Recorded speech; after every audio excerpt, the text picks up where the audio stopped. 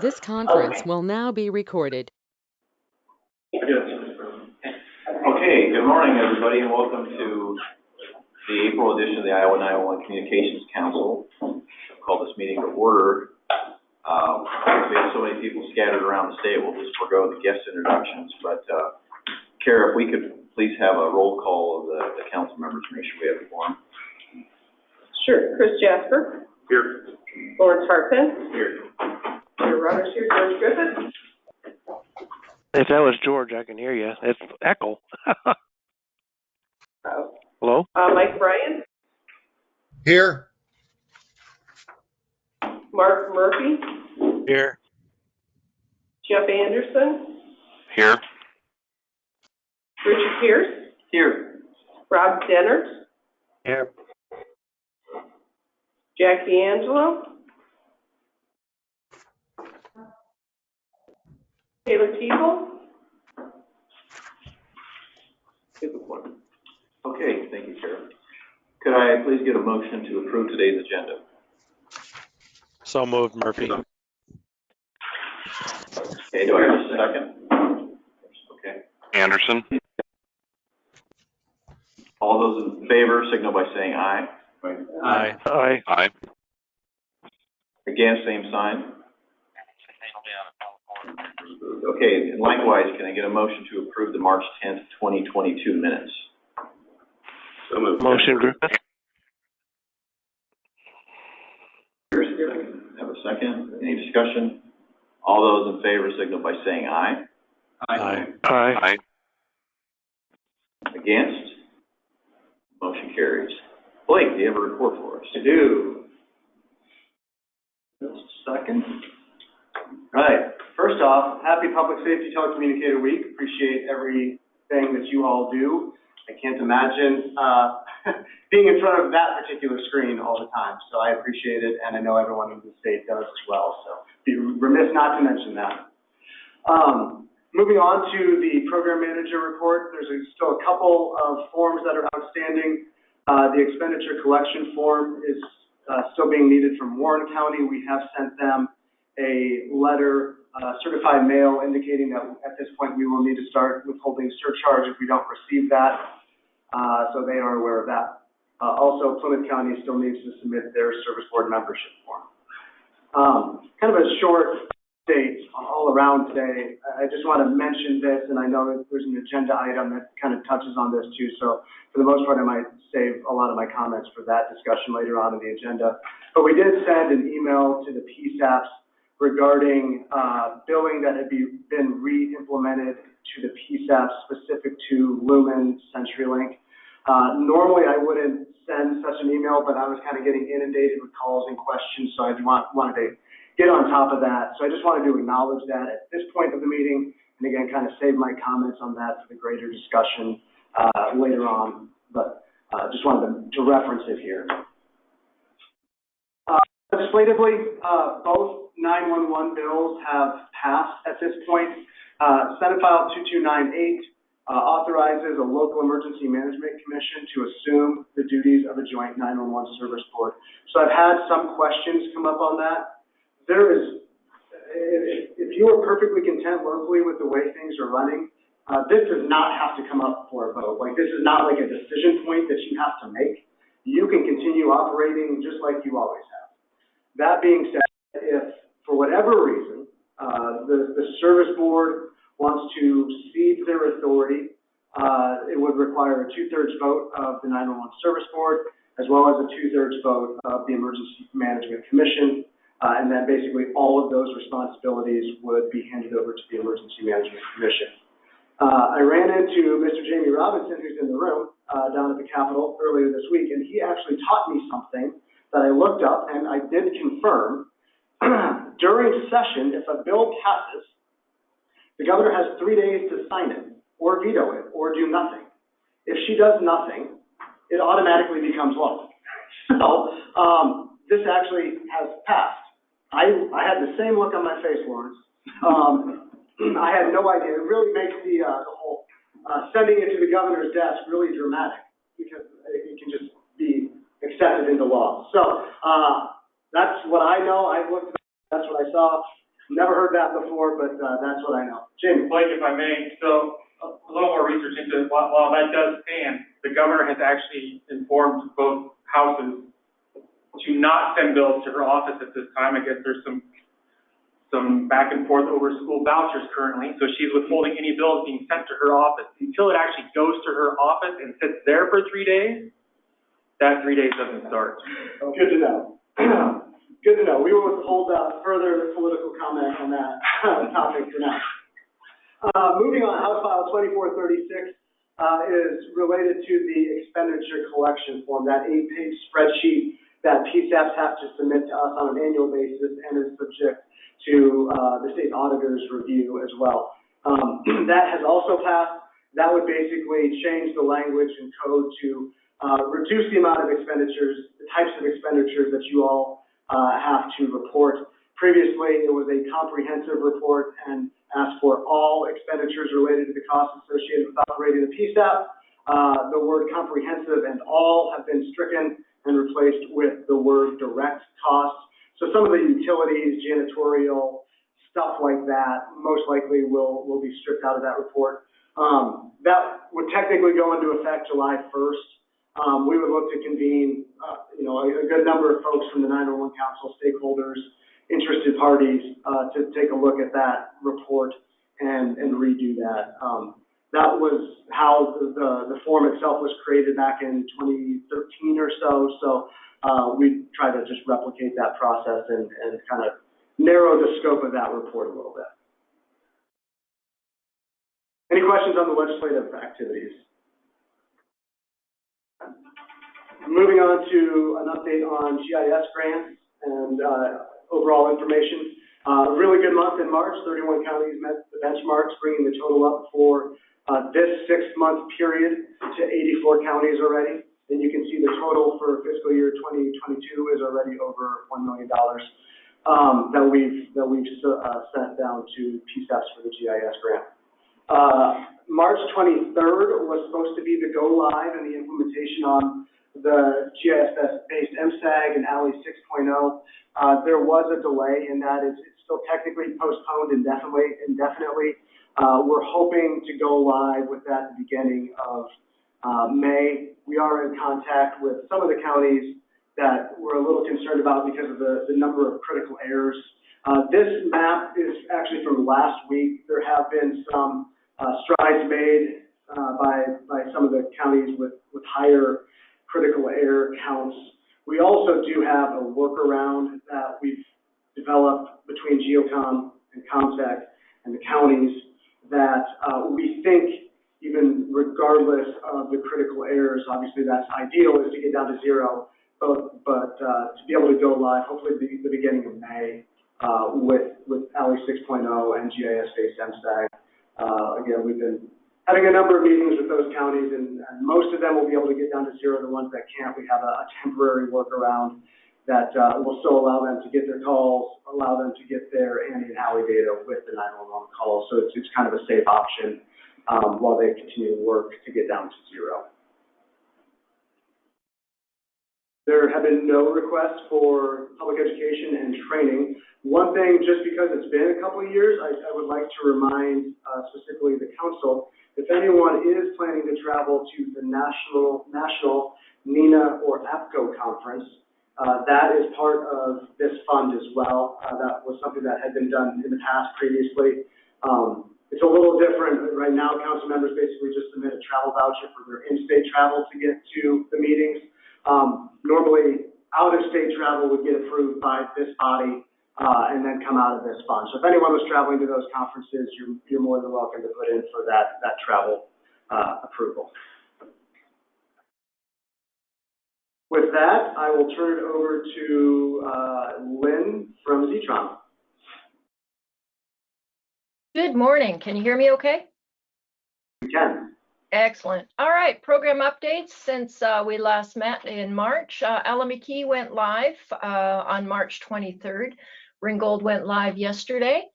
And we've got Chickasaw going live end of the month, April 27th. And that's what's going on between last month's report and next month's. The map here shows current status of 41 PSAPs in green that have been deployed and 23 in yellow that are on the calendar to be deployed. Next slide. We have our newsletter coming out tomorrow. If you'd like to get on the distribution list, please send an email to lynn.warren@zetron.com and we'll get you on the subscription. And any questions? All right, thanks everybody. And that also concludes my update. As I said, I probably have some comments to make later on in the agenda, but any other questions for me? All right, I will turn it over to you, Mr. Chair. Okay, thank you, Blake. As you mentioned, there are no travel requests. So moving on, do we have any technical advisories? Anyone? Okay, hearing none, we'll move on to hear from Swick Myers. Chris, can you hear us? Yes, Mr. Chair. Can you guys hear me okay? We can. Super. All right. Well, again, also, as Blake expressed before, thank you to all the telecommunicators out there. You guys are truly rock stars, and I sincerely appreciate everything you guys do to protect the public life and property. And again, thank you for everything. We had some storms last week. For ISIX, we had no reported outages due to those storms, so we survived once again. We'll be doing some network assessment to see if anything needs to be tidied up following the storms, and we'll have some reports coming up on that a little bit later on. An update on the information sharing framework project that we have. It's that CAD to CAD thing. We're working on some follow-up meetings with DPS and the Des Moines Metro Area Group. In addition to those follow-up meetings, that report is being drafted, so hopefully we'll have something soon to share related to that work. Stay tuned for more. Just keep in mind too, we have our ISIX encryption documents out for public comment until midnight tonight. Again, they cover everything from an updated policy, technical standards, and a fleet map, so feel free to comment on anything you see pertinent in that whole packet. We've received somewhere between 6 and 12 comments so far, and they've all been pretty good, so if you have anything you want to share with us, please do so. Quick update on status board as well. We're going through those updates to add features to that platform. The update is working and it's currently sitting on a developmental server. There's some touch-up work to finish related to scaling, so hopefully that work will be done pretty soon. We'll be able to roll that out before summer starts. With our other projects that are ongoing, those include our tactical interoperable communications plan, FOG and EFOG. We're reviewing that draft of the TICP, and that'll be kind of the foundational layer for the FOG and EFOG. Hopefully we'll have something ready to send out within the next couple of months.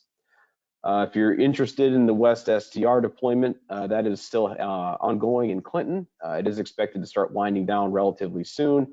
And again, once that trailer is done with its deployment there, we will have to take it down for a little bit for maintenance, but after that, it'll be ready for staging once again.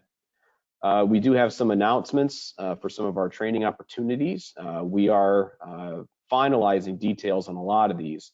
Most notably our INTD, that registration runs through April 30th. That is posted on the board's website, and we still have a few seats available if you're interested in that, and that is in Marshalltown in May. We have a COMT that has been finalized, and that will be the week of June 6th in Clear Lake. The sign-up form is also on the ISIX board's website for that. And look for the announcement and sign up for our state-sponsored COML in September at Westcom coming soon. Again, that'll probably be posted on our website within the next couple of weeks. We're also working on some logistics for our communications exercise that will be this fall in Creston. We've got some good ideas to work with for that, and we're looking forward to see what that's going to bring. ISIX applications approved last month. Eastern Iowa Power, Light, and Co-op were approved for level 2, Palo Alto County Sheriff level 1, Independence Mental Health Institute level 2, and the Sioux Center Ambulance Group for level 1. Applications that are up for approval today include the Audubon County Sheriff's Office for level 3, Clinton County level 4, Guthrie County Rural Electrical Cooperative level 2, Hancock County update to level 4, and then Shelby County's updating their application to level 3 as they're tying in dispatch consoles. Finally, new FirstNet sites over the past month. There were half a dozen or so. One was west of Sioux Center, Iowa, near Hudson and on the South Dakota side of the border. One in southwestern Iowa near Malvern and Hastings. One in southwestern Iowa near Macedonia. Another one near Anita. And then one between Maxburg and East Peru. and then 2 southeast of Des Moines near Lacona and Columbia, and finally 1 in Coralville near the University of Iowa at 1st and 2nd. So that's all I have, Mr. Chair. I'll go ahead and take any questions.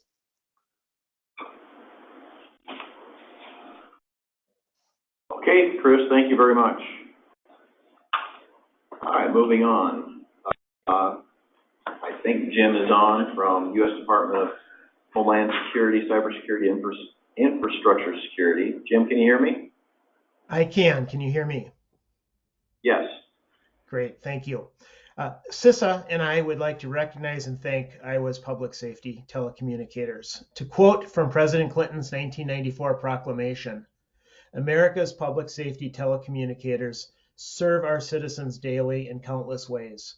The work of these unseen first responders is invaluable in emergency situations, and each of these dedicated men and women deserve our heartfelt appreciation.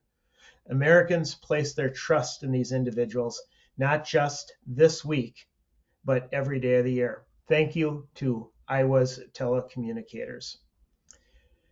You'll recall my Shields Up message from last month. The threat remains, and Shields Up cybersecurity posture is still a national priority. On April 7th, CISA released a cyber incident information fact sheet regarding today's cyber threat environment. It reinforces our message that organizations should lower their threshold for sharing information with CISA to raise our collective resilience to cyber threats. When cyber incidents are reported quickly, it can contribute to stopping further attacks. The fact sheet provides guidance about what to share, who should share, and how to share information about unusual cyber activity. I'll post a link in the chat, but everything about this Shields Up campaign can be found on the world's largest web page banner at cisa.gov, covering about the whole screen. It'll say Shields Up at cisa.gov. You just click on that banner and it'll take you to the Shields Up website. 4 strong candidates were interviewed for the Region 7 Emergency Communications Coordinator position. Hiring recommendation has been conveyed to the hiring authority, and we are awaiting an update on that. And Swick Myers thoroughly covered the technical assistance that CISA is always happy to support the state of Iowa with. That'll conclude my report, and I'd be happy to take your questions if you have any. Mr. Chair? Yes. I have a question for Jim. I've been asked by one of our grant people here in town, the federal government allocate a large amount of funds for cybersecurity that go through the state. They're just checking if there's any details or any information on when these would become available for application. Yeah, that's a question that a lot of people are asking, and there's nothing officially released yet.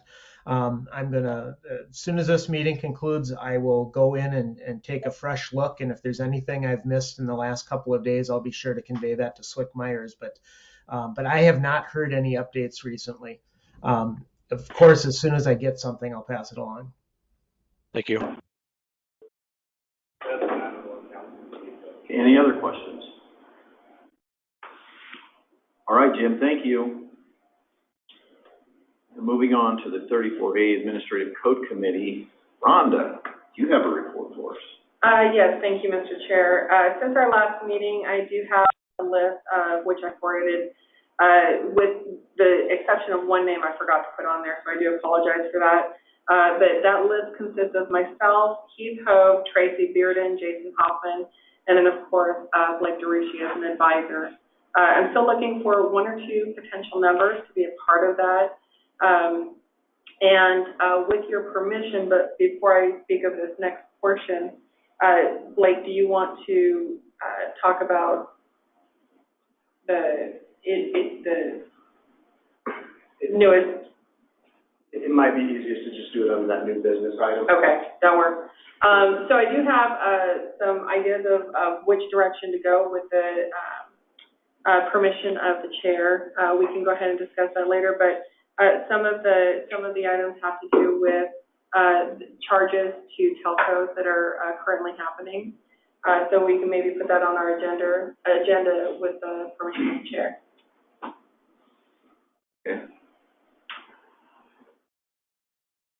All right, you said that there might be some other membership. Yes, I'm looking for potentially one or two more in addition. Last month we talked and you would like to have 5 to 8 members. Yeah. So 1 or 2 more would be a great start, and we'd be able to continue and proceed with that. That would be great. Okay, anything else? That is the end of my report, Mr. Chair. Okay, thank you. Thank you. All right, moving on to baseline knowledge for 911 communications professionals. Jamie, do you have anything you want to present? Nothing new since we did the report out, and we kind of touched base on this, but we had some changes at ILEA, and I don't know if you want us to sit down with them and discuss, what the recommendations were of that and see if there's something we could incorporate.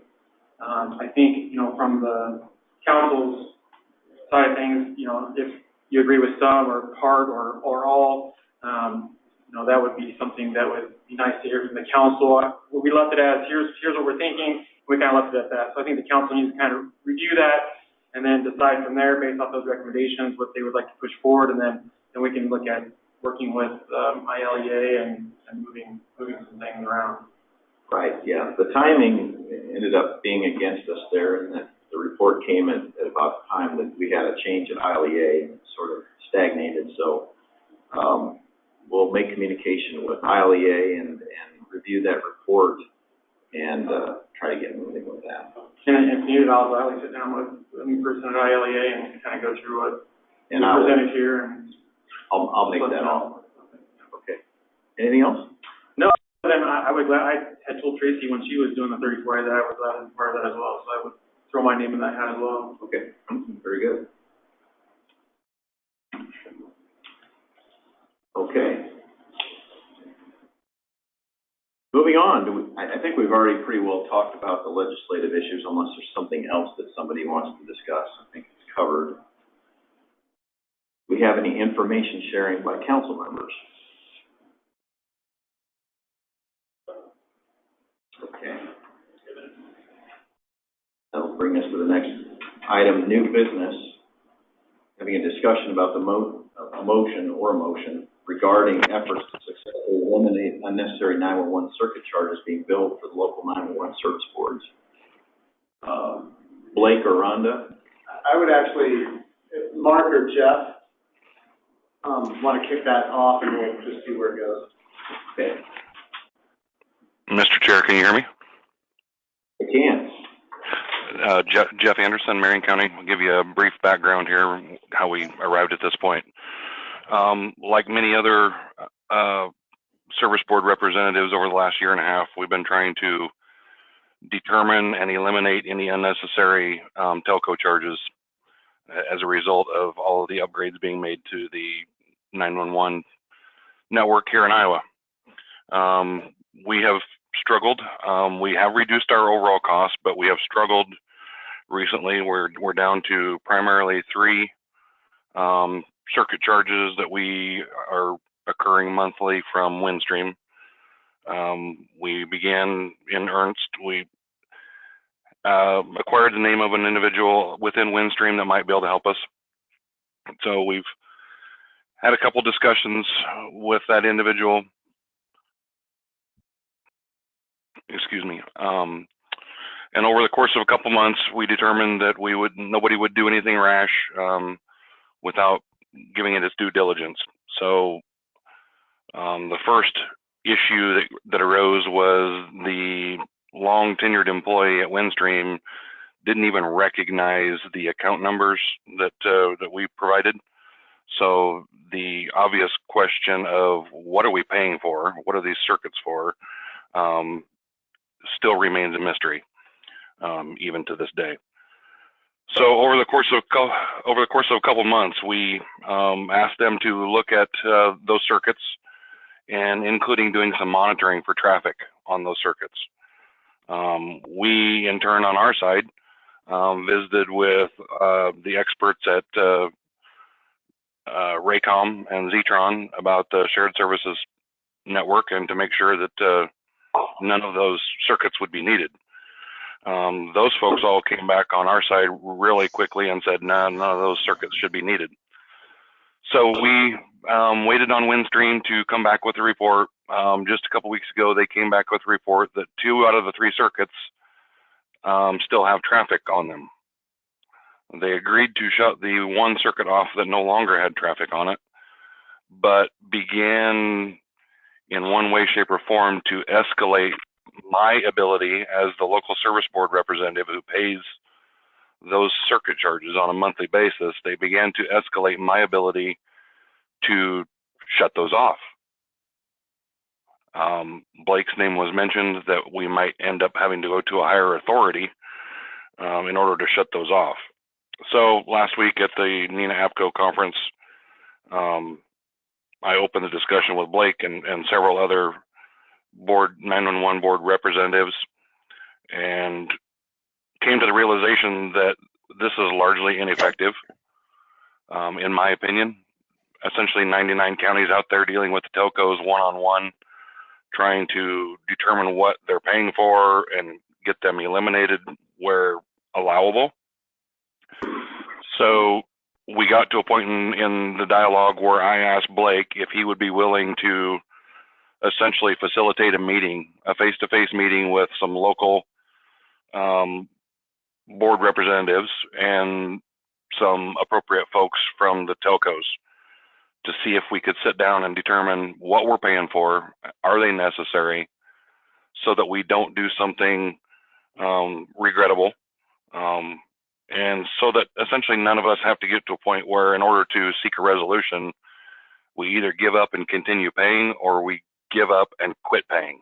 I personally don't do business that way, and I'm really kind of hesitant to do business that way here in the office. But so all of that accumulated into this motion, and Blake and I strongly agreed with him, felt like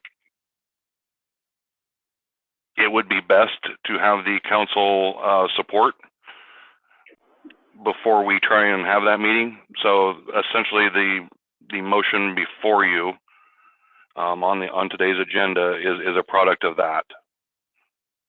And I would yield to any questions.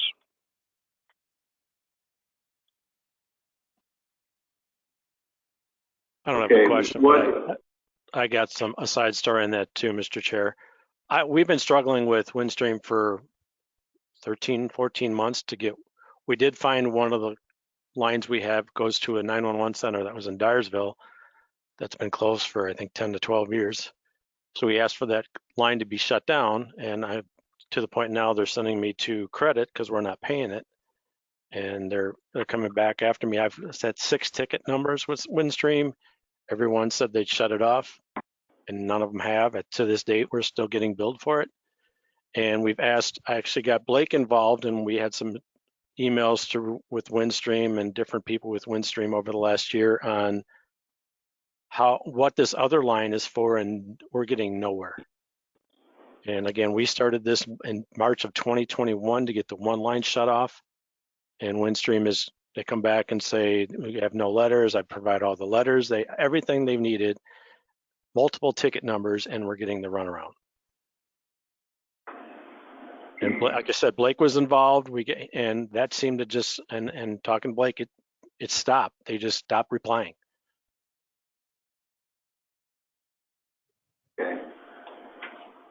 Mr. Chair, I have had similar experiences, and that's kind of what started my trek down this path when I moved to Iowa. Windstream was one of the ones that I had an account with. Now, my account has since been closed because I essentially made daily calls to get that motivated to do that. I was being charged for technology that had not been in existence since 2007. Now, I never received a credit. My commission voted that, okay, as long as it's closed, okay, we'll go ahead and go from there. However, this is an ongoing problem, and it's not just Windstream. It's several others. I now am down to one issue There's been resolved for the most part, but I'm waiting for further commentary from the FCC, and now a new one that will come up here in just a few minutes. But this is not just unique to Windstream, and it's affecting many PSAPs. Okay. Blake? Mr. Chair, Yeah, go ahead. just one final comment, and that would be when it was alarming to me last week talking to several other 911 representatives at the sheer amount of surcharge dollars that we statewide are pumping back into the telcos without virtually any explanation as to what we're paying for.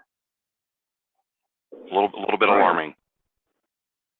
Well, and just to add on to that statement, for my one PSAP out of all the PSAPs in Iowa, when I came on, our monthly telco charges were a little over $3,400 a month. It is currently at $105. That's the problem. That's the problem. And that's one PSAP out of how many in Iowa that are getting those charges. Mr. Chair, can I jump in? Yeah. Yeah, this is Daryl Connect, Howard County 911. I get 3 cabs bills from Windstream, which I still to this day have no idea what they're for. They were traditionally the 3 of them collectively were traditionally $1,200 a month, roughly. A while back, they changed the account numbers, and at that point, they doubled to roughly $2,400 a month. This last month, they all 3 collectively jumped to just under $5,000 a month. And I've made phone calls and I've got no response. So at $5,000 a month, do the math. If that continues, that's $60,000 a year for something I have no idea what's going on. And I'm like Jeff, I don't want to be the one in the media that says, where the media says 911 isn't paying its bill, but it's at that kind of rate, we got to do something. So that's all I got. Thank you. Thank you. So, Blake? Yep, a couple things, kind of to maybe tie everything together. When we did the wireline migration, and some of this is rehashing old history, but I think it's relevant, it was with the intent to absorb or alleviate the PSAPs of all of those telco charges. We contracted with the ICN, we got pricing that we thought was going to include all of those bills. Come to find out it didn't. What it basically replaced was the cost of the CAMA trunks from Lumen and the Alley links. So those have been removed. It was a department director to department director level discussion. It was missed. It is what it is at this point. There's not much that anyone can do. So last summer, if you remember, we went through the exercise of working with the PSAPs and directing the PSAPs to work with the telcos to try to capture what this total cost is statewide. Nobody has an idea of what that cost is. We're not the customer of record with all of the telcos. The PSAPs are. So in a lot of instances, the telcos would cite privacy rules that they wouldn't talk to us directly on what those costs were. So again, that was kind of the process we had to work through, having the PSAPs work with the telcos and submit us your bills after you were able to remove any of the circuits that you could. And we ran into this quite a bit, where it was hard to pin down what could be removed, what couldn't be removed. In instances, specifically, I would say with Windstream, there have been some circuits removed and costs removed, but it was a daily process with the PSAP folks contacting Windstream on a daily basis to try to get those accomplished.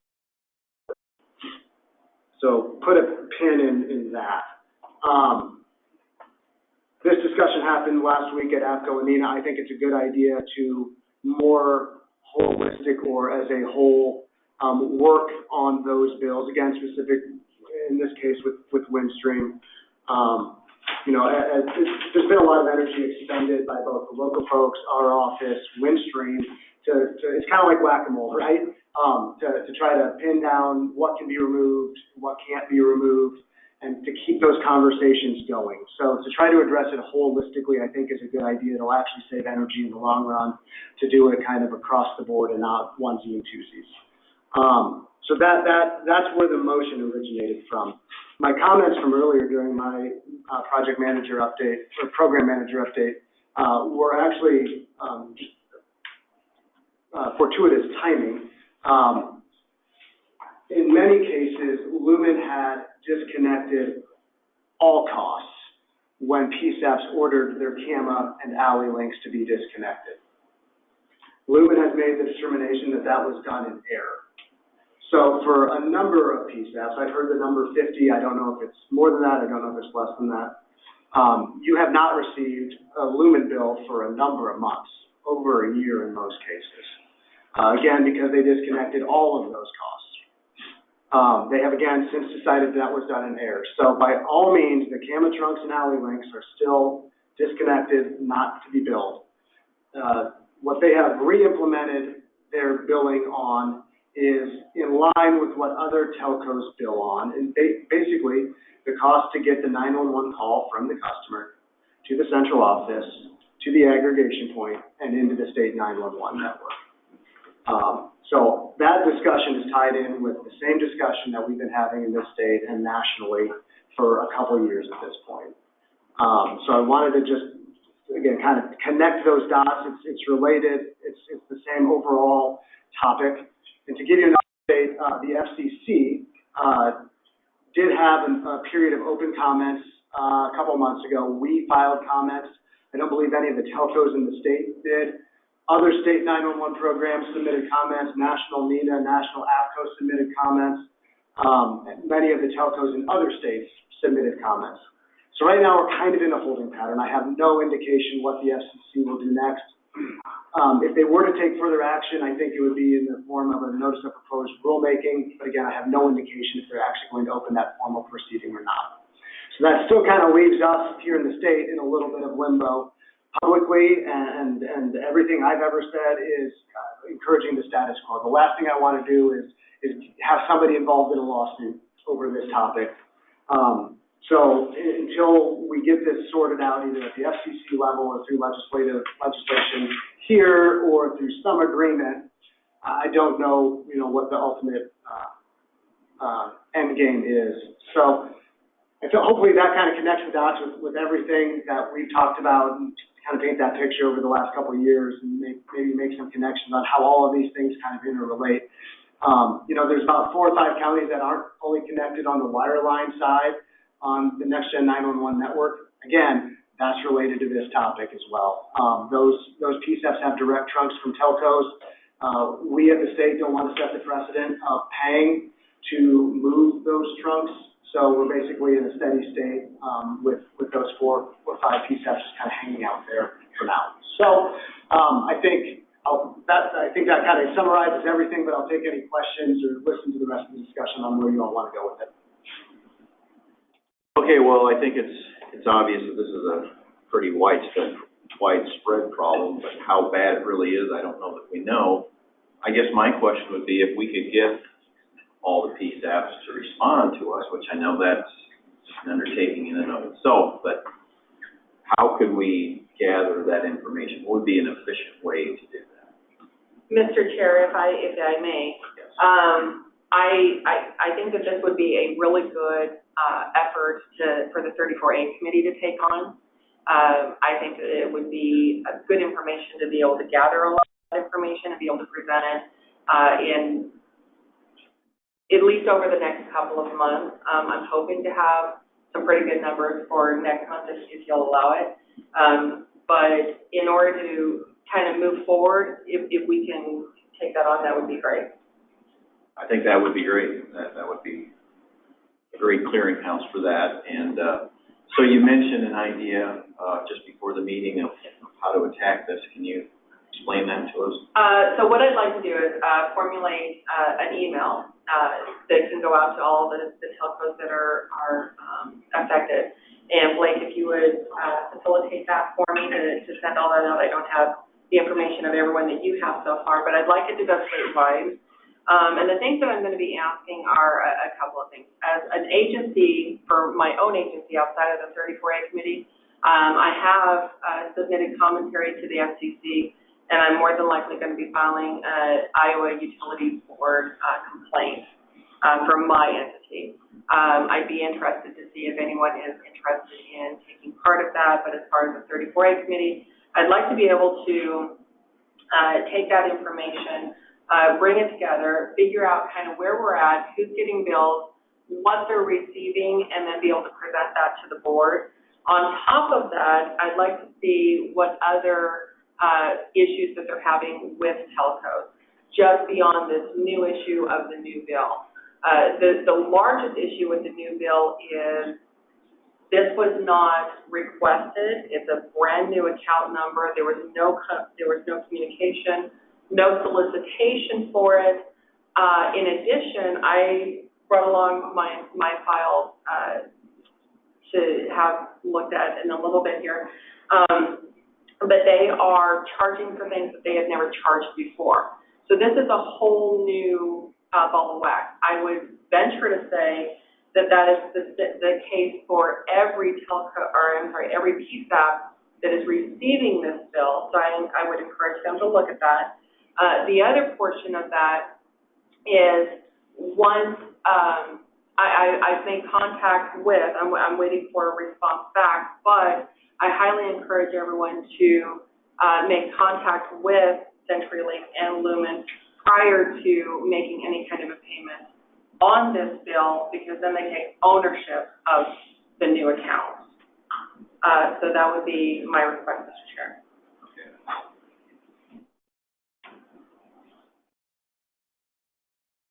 Okay, so getting that email out is not an issue, Blake. No, and I mean, some of what our report did last summer is tackling what you were talking about. You know, we had about a 50% response rate, so we had to do some extrapolations and just estimates on what that total amount is statewide. But that is a publicly available report. So happy to share that and happy to provide the email contacts that we have for telcos. You know, specific to what Jeff and Mark brought up, it is, I don't know, almost a twofold thing. You know, what Rhonda is talking about with the 34A committee, I think is perfect for like the entire issue. Specific to Windstream, while related and part of that conversation, I think it is almost another group of people working on that side. Maybe not necessarily in conjunction, but I think I kind of see it as two different efforts, if you will. So I don't know, Jeff or Mark, if you wanted to still make your formal motion or where you want this to go, Mr. Chair, but that's kind of how I see it. Well, just to tie up what Rhonda was talking about was the complaints essentially to the FCC and the Iowa Utilities Board. Is this something that you would be interested in seeing as many PSAPs sign on to it as one complaint for both of those entities, or do you want to do like, what's better? You have one where, you know, you had 113 PSAPs signing on to it, that'd be great, but then 113 letters showing up is also great, so. For the FCC, that's just basically informing them of that. So I've already made that commentary. Before I move forward with the Utilities Board, I would like to see a conglomeration of this. That way they understand this is not just a problem of a PSAP. This is an Iowa State problem, because there are many impacted by this. Last I heard, we're possibly over about 50%, and those are the ones that we know of. Right. So is this something that you would be talking about in that email? Yes. Okay, so that brings us back to a motion. Is there a motion being presented?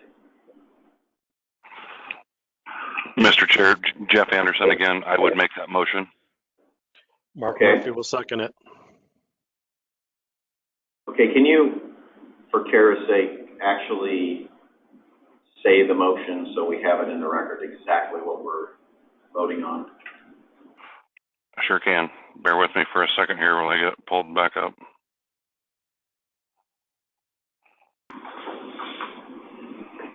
I mean, I have what's on the agenda, which is fine. Is you want it as printed on the agenda, or has it changed? Yes, sir. Yes, sir. I don't seek any changes to the way it's printed. Okay, so I'll just basically read it. So, a motion regarding the efforts to successfully eliminate unnecessary 911 circuit charges being billed to the local 911 service board. And as I understand it, we have that motion from Jeff Anderson, and I'm sorry, who was the second? Mark. Mark? Mr. Chair, Yes. if I could, just before you do that, it's not just the 911 circuit charges, it's also the superfluous telco charges that are being billed. So it's not just 911 circuit. Okay, Jeff, do you want to adjust your motion to reflect that? I would be willing to allow that to become part of the motion. You understand that, Karen? Okay. All right, so moving forward, we still then have a motion and a second. Do we have any further discussion? Okay, hearing none. All those in favor, signal by saying aye. Aye. Aye. Again, same sign. And the motion carries. Okay, thank you. All right, moving on. We don't have any travel requests. Do we have any business from the floor in this room? Okay, do we have any business of anyone joining us electronically? Okay, hearing none.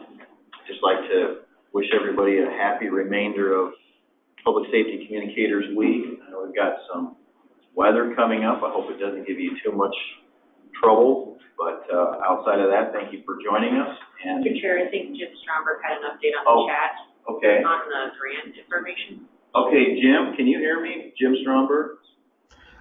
I can. I just I didn't want to disrupt the last important conversation, so I saved my my chat for the last minute here. But I created I added a hyperlink to that document I talked about earlier about cybersecurity. And then I also added that I rechecked the grants.gov and the build.gov websites, and there are no updates for the 2022 state and local cybersecurity grants program. Okay, thank you, Jim. Thanks, Jim. If there's not anything else, do I have a motion to adjourn? So moved. Second. Andrew? Okay. All those in favor, signal by saying aye. Aye. Aye. Okay, we're adjourned. Thank you, everybody.